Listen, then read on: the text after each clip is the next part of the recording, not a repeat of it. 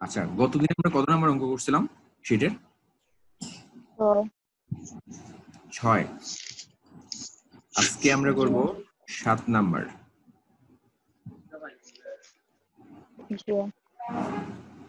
ওকে, দেখো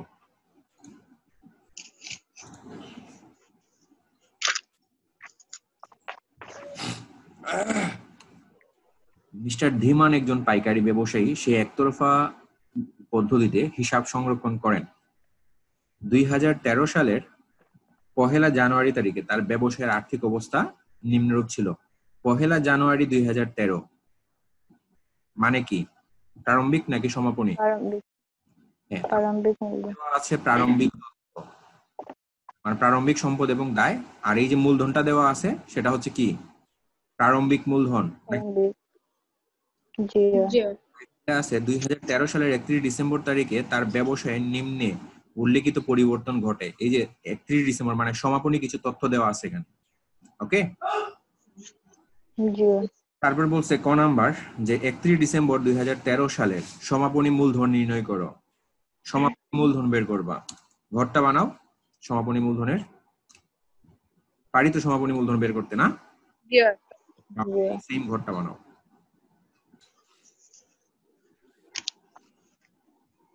বানানো শেষ করে বলো আমাকে।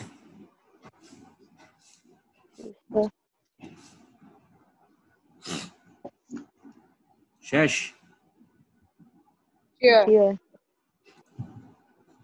আগে কি তৈরি করে রাখছিল নাকি?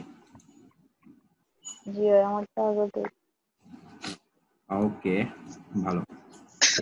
আচ্ছা, সমাপনী সম্পদ এবং সমাপনী দায়। সমাপনী সম্পদ থেকে সমাপনী দায় বিয়োগ করে আমরা কি বের করব? সমাপনী মূলধন। আচ্ছা, সমাপনী তথ্য এই যে নিচে দেওয়া আছে। প্রথমে দেওয়া আছে নগদ তহবিল 5,000 টাকা বৃদ্ধি পেয়েছে। আচ্ছা, লেখাগুলো কি বোঝা যায় নাকি ঝাপসা? আচ্ছা, নগদ তহবিল 5,000 টাকা বৃদ্ধি পেয়েছে মানে নগদ তহবিল ছিল কত প্রারম্ভিকে? 20,000 না? আচ্ছা, তো 5,000 টাকা যদি বাড়ে কত টাকা হয়? 25,000। লিখো নগদ তহবিল। নগদ তহবিল কত টাকা? 25,000 টাকা। তারপর মজুদ পণ্য 18,000 টাকায় নেমে এসেছে। 18,000 টাকা কি বিয়োগ করতে হবে নাকি 18,000 টাকাই? কোনটা বলো তো একটু। মজুদ পণ্য আগে ছিল 30,000, বলছে মজুদ পণ্য 18,000 টাকায় নেমে এসেছে। তার মানে সমাপনী মজুদ পণ্য কত? 18,000 নাকি 30,000 থেকে 18,000 বিয়োগ করে যা হয় তা? কোনটা বলো?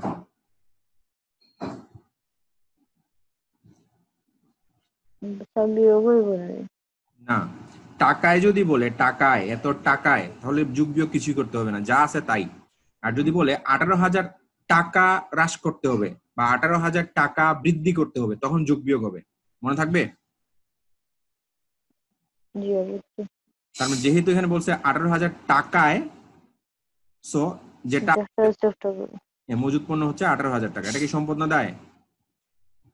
সম্পদ। সম্পদের দিকে লিখো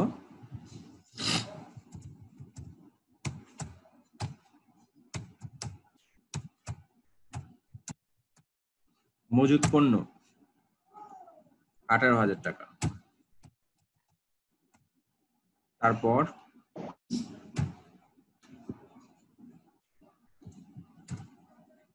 সায়রার মাউথ অফ। তুমি কি শুনতেছো আমার কথা? স্যার আমার ভাই আমার খান্দাত পড়ে ও একটু শব্দ। আচ্ছা, তারপর দেখো 3 নাম্বার বিবিধ দেনাদার 45,000 টাকায় উপনীত হলো। টাকায়, তার মানে কি যোগ বিয়োগ কিছু করতে হবে? না, যা আছে তাই। তো দেনাদার 45,000 টাকা, এটা সম্পদ না দায়? সম্পদ। সম্পদের দিকে লিখো দেনাদার 45,000। তারপর পাওনাদারের পরিমাণ 5,000 টাকা কমে গেছে। যোগ বিয়োগ করতে হবে নাকি যা আছে তাই? স্যার বিয়োগ করতে হবে। বিয়োগ করতে হবে। পাওনাদারটা কি সম্পদ না দায়? দায়। স্যার দায়। দায়। এই যে পাওনাদার আছে 30,000 আর এখানে বলছে 5,000 টাকা কমে গেছে, মানে কি কত টাকা হয়ে গেছে? 25,000। 25,000 টাকা। দেনাদার হচ্ছে দায়, সরি পাওনাদার হচ্ছে দায়, পাওনাদার হচ্ছে 25,000 টাকা। জি 2013 সালের 31 ডিসেম্বর তারিখে 5,000 টাকা মূল্যের আসবাবপত্র 4,000 টাকায় বিক্রয় করা হয়েছে। তো 4,000 টাকায় বিক্রয় করা হয়েছে 5,000 টাকার আসবাবপত্র। তো আমার আসবাবপত্র কত টাকার কমলো? 4,000 টাকার আসবাবপত্র কমলো নাকি 5,000 টাকার আসবাবপত্র কমলো? 4,000 টাকা। না, 4,000 টাকা দিয়ে আমি বিক্রি করছি, বাট 5,000 টাকার আসবাবপত্র, আসবাবপত্রের মূল্য ছিল 5,000 টাকা, কিন্তু আমি বিক্রি করছি 4,000 টাকা। আমি যে এই আসবাবপত্রটা ছিল 5,000 টাকার আসবাবপত্র, কিন্তু বিক্রি করছি আমি 4,000 টাকায়। তার মানে কি আমার 5,000 টাকার আসবাবপত্র কমলো নাকি 4,000 টাকার আসবাবপত্র কমলো? 5,000। 5,000 টাকার আসবাবপত্র কমলো। আসবাবপত্র ছিল 20,000, তো 5,000 টাকা যদি কমে তাহলে সমাপনীতে আসবাবপত্র কত থাকবে?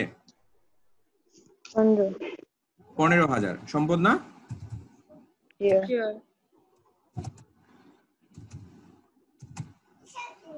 আসবাবপত্র 15,000।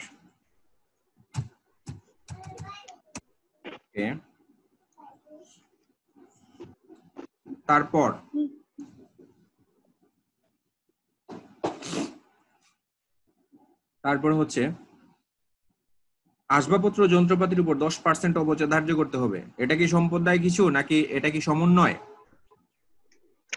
সমন্বয়। এটা সমন্বয়। 7 নাম্বার অনাদায়ী পাওনা, সেটাও সমন্বয়। সে প্রতি মাস শেষে 400 টাকা করে উত্তোলন করেছে, সেটাও সমন্বয়। উত্তোলনের উপর 10% সুদ ধরতে হবে, সেটাও কি সমন্বয়? সমন্বয়গুলো কি আসছে মানে মূলধন বের করার সময়? না। আচ্ছা, এবার মানে সমাপনী সম্পদ এবং দায় শেষ করলাম। এবার প্রারম্ভিক থেকে কয়টা জিনিস নিতে হবে? কয়টা? 3টা। কি কি? ঋণ বিনিয়োগ স্থায়ী সম্পদ। ঋণ বিনিয়োগ স্থায়ী সম্পদ। এই যে ঋণ আছে, এখানে দেখো তো বিনিয়োগ আছে কিনা? বিনিয়োগ নাই। স্থায়ী সম্পদ আসবাবপত্র এবং যন্ত্রপাতি। অলরেডি আসবাবপত্র নিয়ে নিচ্ছি, যন্ত্রপাতিটা নেই নাই। যন্ত্রপাতিটা নিব নাকি? ঋণটা নিব এবং যন্ত্রপাতিটা নিব। ঋণ নিব 20,000 আর যন্ত্রপাতি নিব 40,000। ঋণটা হচ্ছে দায়, দায়ের পাশে, আর যন্ত্রপাতিটা হচ্ছে সম্পদ, সম্পদের পাশে লিখবো নাকি? ঋণ 20,000, যন্ত্রপাতি 40,000। লিখো ঋণ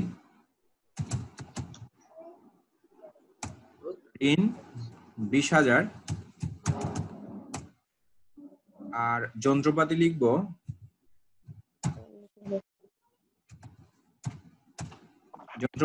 40,000 টাকা নাকি? ওকে। আর কিছু? আর কিছু নাই। ওকে, এবার যোগ বিয়োগ করবো। কোন পাঁচটা বড় হবে বলো তো? সম্পদ। সম্পদ। অবশ্যই সম্পদ, সবসময় সম্পদ বড় হবে মূলধন বের করার সময়। ওকে, সম্পদটা যোগ করো, কত হয় বলো?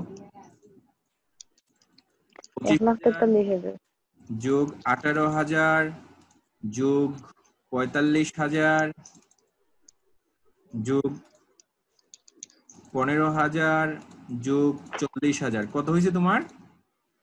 1,43,000।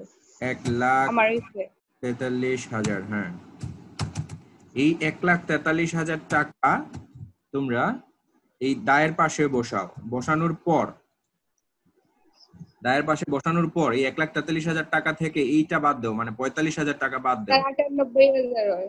কত হয়? 98,000।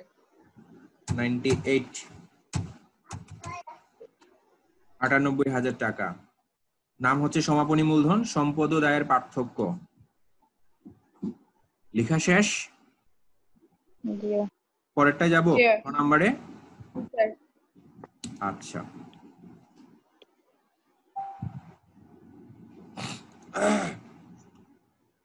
দেখো খ নাম্বারটা। জনাব ধীমান এর 31 ডিসেম্বর 2013 সালে সমাপ্ত বছরের লাভ ক্ষতি বিবরণী প্রস্তুত করো। মানে লাভ ক্ষতি বিবরণী করব, তাই তো? ঘর কি তোমাদের লাভ লোক মানে জি লাভ লোকসান বিবরণী? হ্যাঁ, স্যার কি আছে?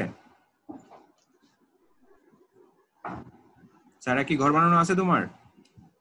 জি না স্যার। হ্যাঁ, বানাও, দ্রুত বানাও।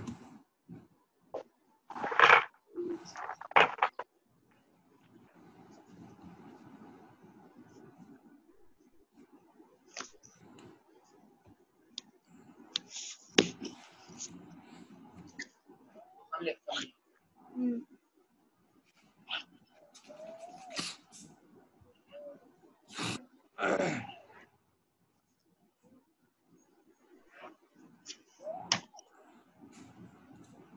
স্যার শেষ। ওকে, এটা কি দিয়ে শুরু করতে হয়?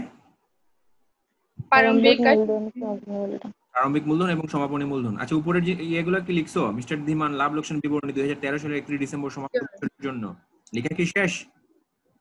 জি জি স্যার। আচ্ছা, প্রারম্ভিক মূলধন হচ্ছে 1,05,000 টাকা। লিখো 1,05,000,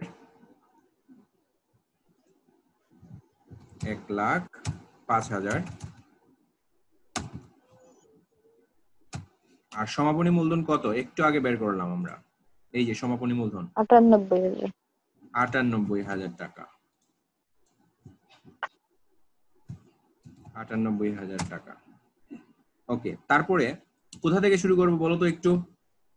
বক্সের নিচ থেকে বক্সের নরমালি নিচ থেকে। হ্যাঁ, বক্সের নিচ থেকে। বাট এখানে বক্সটা কি এখানেই শেষ? যেটা বক্সে দেয়া আছে এখানেই শেষ? জি না, এখানে তো জি শুধু না প্রারম্ভিক দেয়া, সমাপনীটা শেষ। এই যে জি না 5 পর্যন্ত শেষ তাই না?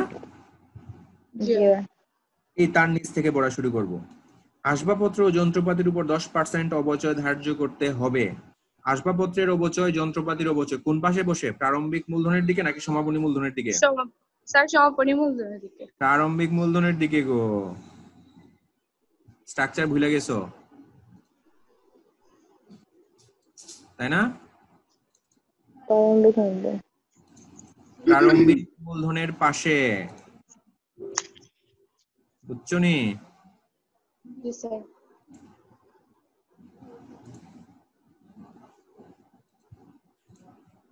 আচ্ছা আচ্ছা, দেখো এই যে এই যে আসবাবপত্র এবং যন্ত্রপাতির অবচয়, এই যে অবচয়টা দেখো কোন পাশে? প্রারম্ভিক মূলধনের দিকে না? জি আচ্ছা, তো আসবাবপত্র ও যন্ত্রপাতির অবচয় আমরা প্রারম্ভিক মূলধনের দিকে লিখি। লিখো এখানে জি আসবাবপত্রের অবচয়। আসবাবপত্রের অবচয় কত টাকা? আসবাবপত্রের অবচয়, আসবাবপত্র ছিল প্রারম্ভিকে 20,000, কিন্তু আসবাবপত্র 5,000 টাকার আসবাবপত্র বিক্রি করে দিছি একবারে বছরের শেষ দিন, নাকি? জি তার মানে বোঝা গেল এই যে 20,000 টাকার আসবাবপত্র পুরোটাই ব্যবহার হয়েছে সারা বছর, নাকি? জি বিক্রি করছি আমরা বছরের শেষ দিন মানে আজকে। তার মানে সারা বছর আমরা 20,000 টাকার আসবাবপত্র ব্যবহার করছি। 20,000 টাকার 10% কত টাকা হয়? 10 20,000 টাকার 10% কত টাকা হয়? 2,000 না? জি জি স্যার। তারপরে কি যন্ত্রপাতির অবচয় 10%, যন্ত্রপাতি আছে 40,000, সারা বছরই ব্যবহার হয়েছে, তার মানে 40,000-এর 10% 4,000 টাকা, নাকি? জি হ্যাঁ, তো এখানে লিখো যন্ত্রপাতির অবচয়।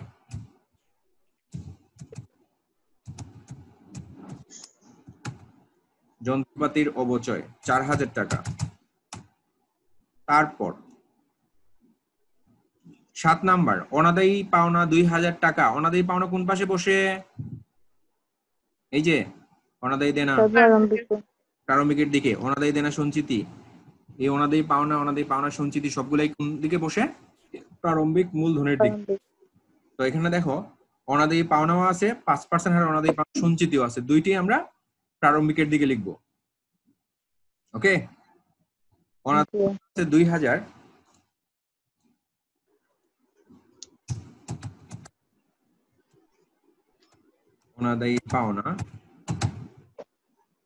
অনাদায়ী পাওনা হচ্ছে 2,000 টাকা। আর অনাদায়ী পাওনা সঞ্চিতি নাকি? জি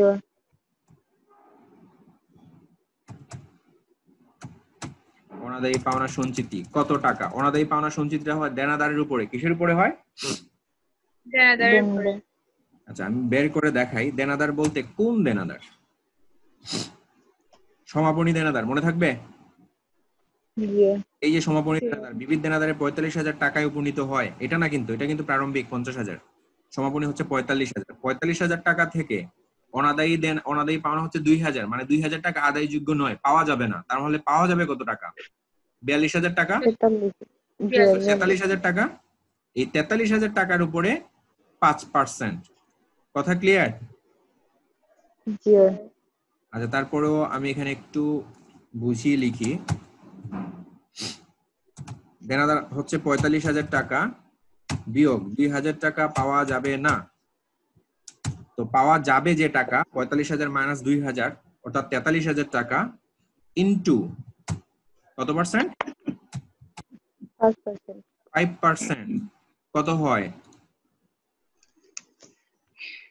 43,000 টাকা ইনটু 0.05, 2,150 টাকা নাকি?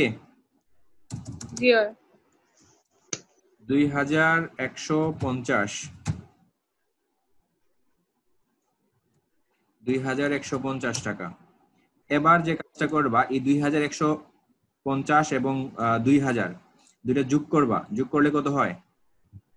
4,150। 4,150। ওকে, তারপরে আসো সমন্বয় নাম্বার 8। সে প্রতি মাসের শেষে 400 টাকা করে উত্তোলন করে। উত্তোলনটা কোন পাশে বলো? সমাপনী। সমাপনীর দিকে। কোম্পানির পাশে। হ্যাঁ,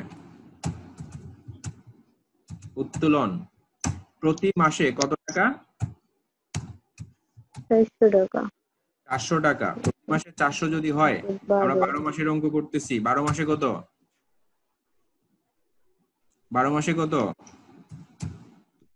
4,800। 4,800 টাকা। তারপর 9 নাম্বার সমন্বয়, উত্তোলনের উপর 10% সুদ ধরতে হবে। আচ্ছা, উত্তোলনটা কিভাবে করছি সেটা দেখো। সে প্রতি মাসের শেষে হলে কত দিয়ে গুণ করতে হয়? প্রতি মাসের শেষে। প্রতি মাসের শেষে হ্যাঁ, স্যার 2 কি বলে? স্যার 6.5। এই যে প্রতি মাসের শেষে উত্তোলন করা হলে মাসিক উত্তোলন ইনটু সুদের হার ইনটু 11/2, মানে 5। 11কে 2 দিয়ে ভাগ করলে কত হয়? 5.5। 6.5। হ্যাঁ, ওকে। তো প্রতি মাসে 400 টাকা উত্তোলন করা আছে। উত্তোলনের সুদ লেখো। উত্তোলনের সুদ,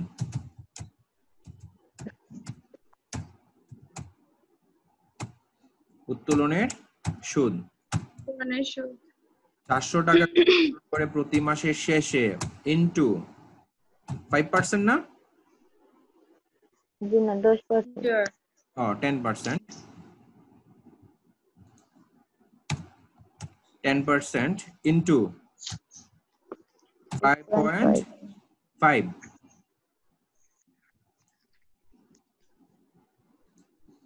5.5। আচ্ছা, কত হয় ক্যালকুলেশন করো।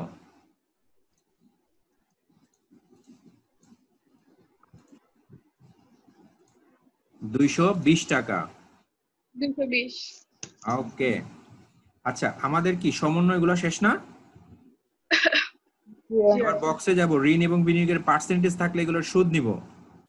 ঋণের পার্সেন্টেজ আছে, তার মানে সুদ নিব। বিনিয়োগ তো নাই। তো ঋণের কোন পাশে বসে? প্রারম্ভিক নাকি সমাপনী? প্রারম্ভিকের দিকে। তো 20,000 টাকার 10% কত হয়? 2,000 টাকা না? জি হ্যাঁ, প্রারম্ভিকের দিকে লিখো বকেয়া ঋণের সুদ।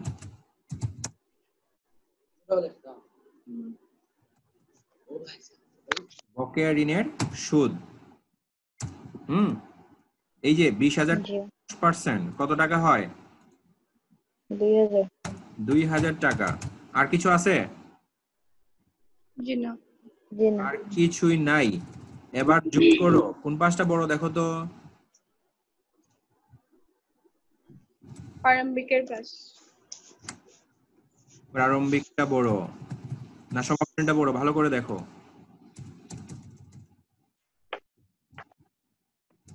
কোন দিকটা বড়? মেবি প্রারম্ভিকটা বড় নাকি? প্রারম্ভিক বড় স্যার। আচ্ছা, প্রারম্ভিকটা যোগ করো, কত হয়?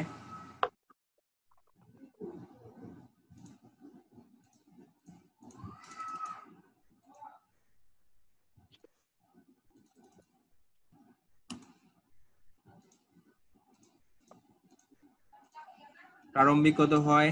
1,17,150 নাকি? 1,17,150। এই 1,17,150 সমাপনীর দিকেও লিখো। লিখার পর এটা থেকে মাইনাস করো এই টাকাটা। 1,17,150 মাইনাস হচ্ছে 98,000 মাইনাস 4,800 মাইনাস 2,220 টাকা হচ্ছে 14,130 টাকা। 14,130 টাকা। 14,130 টাকা। তার মানে 14,130 টাকা হচ্ছে নেট ক্ষতি। জি নেট ক্ষতি লেখো মূলধন হিসাবে স্থানান্তরিত। মূলধন হিসাবে স্থানান্তরিত। মেবি ওর কারেন্ট চলে গেছে।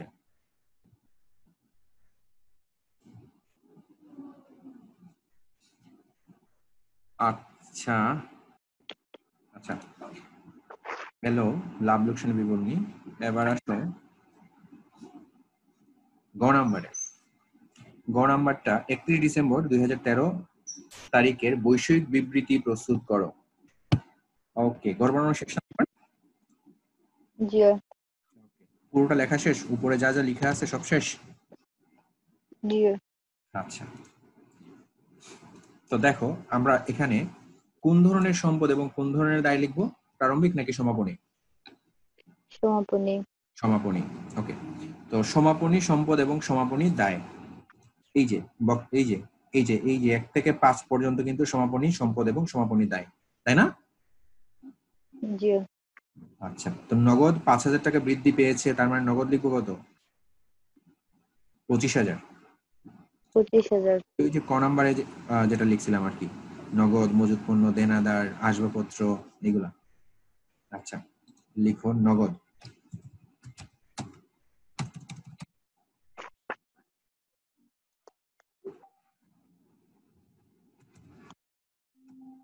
নগদ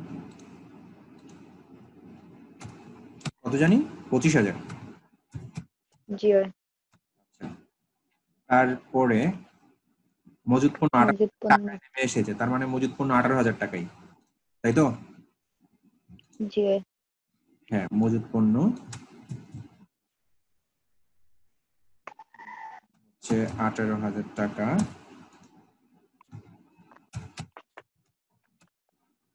তারপর দেনাদার 45,000 টাকায় উপনীত হয়, মানে দেনাদার 45,000 টাকাই নাকি? জি তবে দেনাদারের সাথে দুইটা কাজ আছে, এই যে অনাদায়ী পাওনা এত টাকা, অনাদায়ী পাওনা সঞ্চিতি 5%, দুইটাই কি করতে হবে? যোগ না বিয়োগ? বিয়োগ। বিয়োগ করতে হবে। তো লিখো দেনাদার 45,000 টাকা, 45,000 টাকা, এটা থেকে বিয়োগ করতে হবে। কি কি বিয়োগ করতে হবে? অনাদায়ী পাওনা, অনাদায়ী পাওনা সঞ্চিতি। এই যে অনাদায়ী পাওনা ছিল কত? 2000। পাওনা ছিল 2,000 টাকা।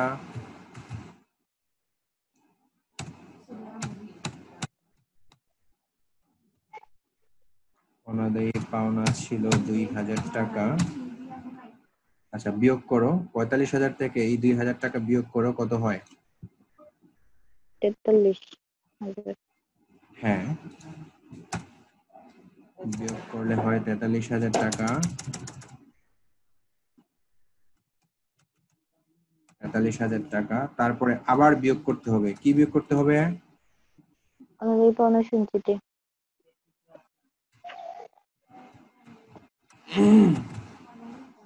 অনাদায়ী পাওনা সঞ্চিতি কত বের করছিলাম? 5%।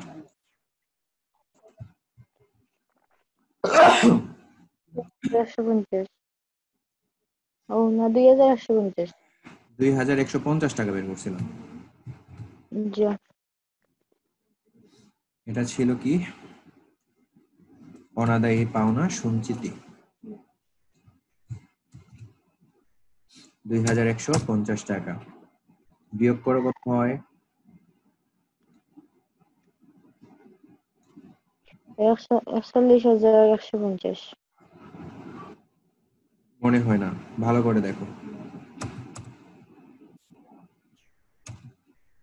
ভালো করে দেখো।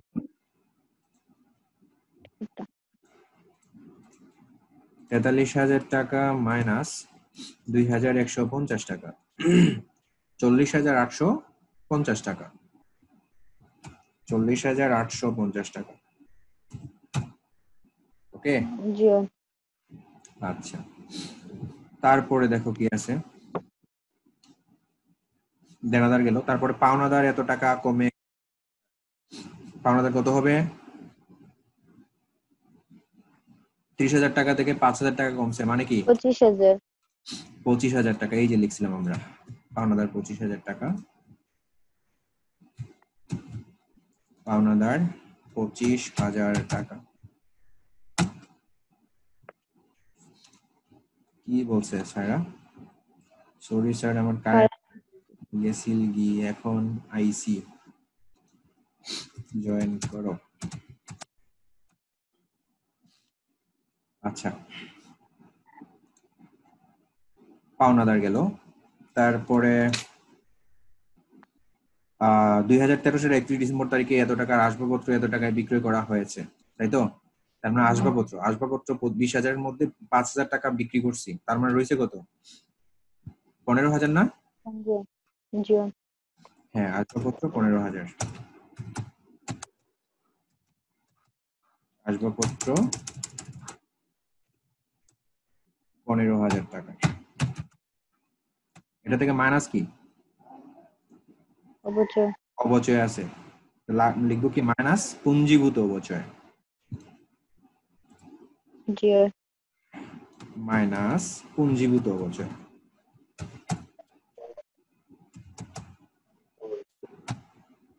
পুঞ্জীভূত অবচয়। অবচয়। পুঞ্জীভূত অবচয় অর্থাৎ কত টাকা অবচয় ছিল আসবাবপত্রের? আসবাবপত্রের অবচয় কত টাকা ছিল? এই যে বের করছিলাম আমরা আসবাবপত্রের অবচয়, কোথায় জানি? 5,000। এই যে 2,000 2,000 টাকা। স্যার। এই যে 2,000 টাকা। 2,000 টাকা। 2,000 টাকা। এবার এই 15,000 টাকা থেকে 2,000 টাকা বিয়োগ করো। 13,000। হয় 13,000। কত হয়? 13,000। স্যারা কি আসছো তুমি? জি স্যার। এখন কথা হচ্ছে, তুমি একটু দেখে যাও, বুঝে যাও, পরে ভিডিওটা দেখে গ নাম্বারটা করে নিও। যাচ্ছে স্যার, বুঝলেন? আচ্ছা। তারপরে হচ্ছে কি? স্যার আপনি একটা ইউটিউব ভিডিও বানাইনি। Sure sure. যতই স্যার। ওকে, লিঙ্কটা আমি তোমাদেরকে পাঠিয়ে দিব। তারপরে দেখো,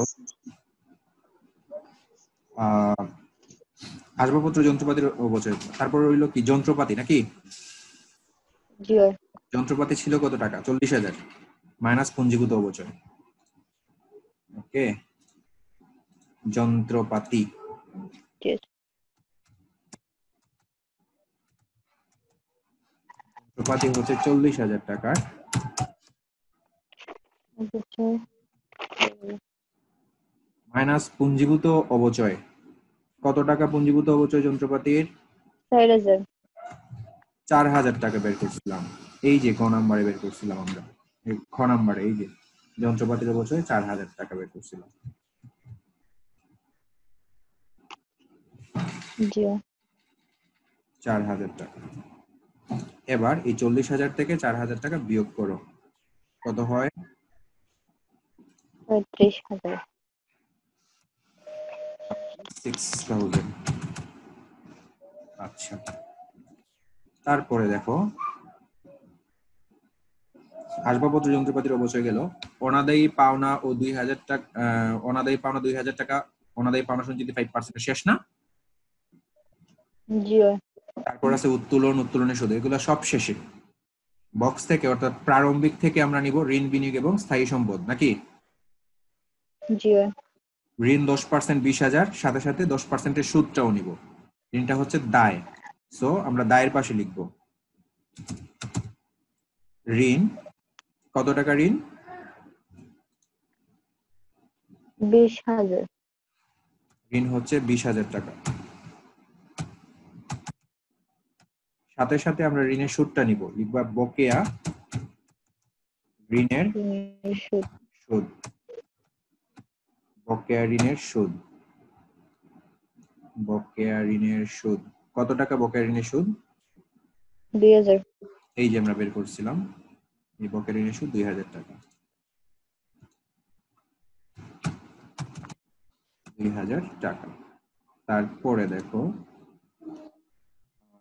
তারপরে কি বলছিলাম? ঋণ, বিনিয়োগ, স্থায়ী সম্পদ। ঋণ গেল, বিনিয়োগ তো নাই। স্থায়ী সম্পদ আসবাবপত্র যন্ত্রপাতি, দুইটাই কিন্তু আমরা লিখে ফেলছি, এই যে আসবাবপত্র যন্ত্রপাতি, তাই না? জি তার মানে আমরা সম্পদ এবং দায় এখান থেকেও লিখলাম, এখান থেকেও লিখলাম। লাস্ট স্টেপ যেটা, সেটা হচ্ছে মূলধন রয়ে গেল। মূলধনটা কোন পাশে লিখব? সম্পদের পাশে,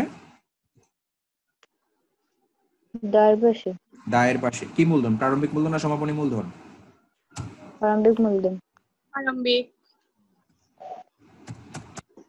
প্রারম্ভিক মূলধন,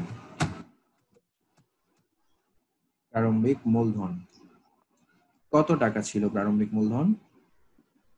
1,50,000। প্রারম্ভিক মূলধন, প্রারম্ভিক মূলধন হচ্ছে এই যে ছিল, এই যে প্রারম্ভিক মূলধন 1,05,000 ছিল। জি 1,05,000। এটার সাথে কি কি যোগ মনে আছে? জি বলো তো কি কি যোগ করতে হয়? প্লাস অতিরিক্ত মূলধন, মূলধনের সুদ, নেট মুনাফা মাইনাস উত্তোলন, উত্তোলনের সুদ মাইনাস নেট ক্ষতি। এই যে প্রারম্ভিক মূলধনের সাথে অতিরিক্ত মূলধন যোগ, এই অঙ্কে কি অতিরিক্ত মূলধন আছে? জি না, নাই। 4000 একটা বুঝি নাই? বিক্রয় করা হয়েছে। বলছি স্যার আসবাবপত্র 4000 টাকায় বিক্রয় করা এটা আমি হয়েছে, সরাসরি কেউ কি লিখে তার ফেলছি, বুঝতে পারে? এটা আমি সরাসরি লিখে ফেলছি। দেখো আসবাবপত্র 15,000 টাকা, আসবাবপত্র ছিল কিন্তু কত? 20,000 টাকা না? তুমি জি চাইতে পারো আসবাবপত্র 20,000 মাইনাস আসবাবপত্র বিক্রয় 5,000, থাকলো 15,000, তারপরে মাইনাস পুঞ্জীভূত অবচয় 2,000। আমি সরাসরি লিখে ফেলছি আসবাবপত্র 15,000 মাইনাস পুঞ্জীভূত অবচয়, শর্টকাট করলাম আর কি। জি বুঝছি। কথাটা বুঝছো? জি আচ্ছা, তো মূলধনের ব্যাপারটা একটু আসি। মূলধন কি কি যোগ করতে হয়, কি কি বিয়োগ করতে হয়? তা প্রারম্ভিক মূলধন এর সাথে অতিরিক্ত মূলধন যোগ, এই অঙ্কে অতিরিক্ত মূলধন নাই। তারপরে কি? জি না, সুদ যোগ, মূলধনের সুদ এই অঙ্কে নাই। নেট মুনাফা যোগ, এই অঙ্কে নেট মুনাফাও নাই। মাইনাস জি না, উত্তোলন আছে, মাইনাস আয়কর, আয়কর নাই। তারপর উত্তোলনের সুদ সেটাও আছে, নিট ক্ষতি সেটাও আছে। তার মানে এখানে কি কি আছে, কয়টা জিনিস আছে? প্রারম্ভিক মূলধন তিনটা। মাইনাস উত্তোলন, মাইনাস উত্তোলন মাইনাস উত্তোলনের সুদ। আর মাইনাস নেট ক্ষতি। জি কয়টা জিনিস আছে? মূলধনের সাথে তিনটা, তিনটা। তিনটাই বিয়োগ, মাইনাস উত্তোলন, মাইনাস উত্তোলন সুদ, মাইনাস নেট ক্ষতি। ওকে জি জি স্যার। ওকে, তো মাইনাস উত্তোলন। উত্তোলন কত টাকা উত্তোলন ছিল প্রতি মাসে? 4,800। টোটাল হচ্ছে 4800। 400 ইন্টু 12, 4000। 800 4800। ওকে, এটা বিয়োগ করো, 4800 বিয়োগ করো। বিয়োগ করলে কত? 1,200,000 হ্যাঁ, হয় 1,02,000। 1,02,000। দেন তারপরে কি মাইনাস? উত্তোলনের সুদ। উত্তোলনের সুদ উত্তোলনের সুদ।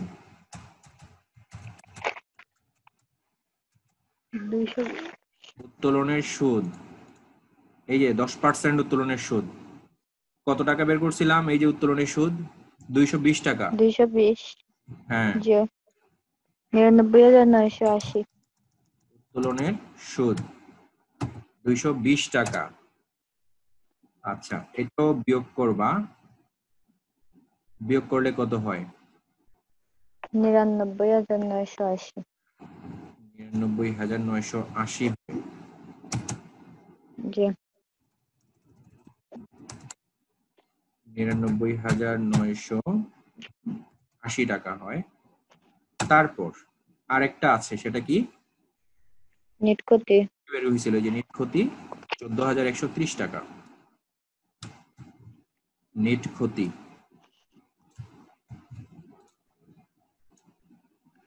মাইনাস নেট ক্ষতি 14,000 কতবার ছিল? 130 130 টাকা।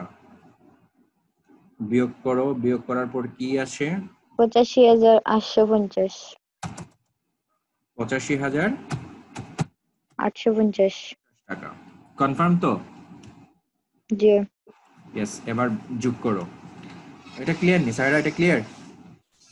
জি স্যার। যুগের আইটেম একটাও নাই। প্রারম্ভিক মূলধনের সাথে যে যুগের আইটেমগুলো, এই যে যুগের আইটেমগুলো, অতিরিক্ত মূলধন নাই, মূলধনের সুদ নাই, নেট মুনাফা নাই, বাট উত্তোলন আছে, উত্তোলনের সুদ আছে এবং নেট ক্ষতি আছে। এই তিনটি আমরা বিয়োগ করলাম। ওকে, হ্যাঁ, এবার যোগ করো এগুলা। কত হয় যোগ করবে? 25,000, 20,000, 2,000, 85,850। টোটাল হচ্ছে কত? 1,32,850 নাকি? স্যার জি 1,32,000 কয়শো 50? 850। 850 850। সেম ভাবে এই সম্পদটা যোগ করলেও সেম রেজাল্ট আসবে, মনে থাকবে?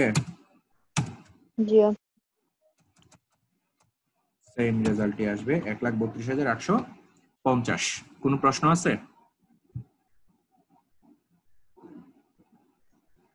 কোনো প্রশ্ন আছে?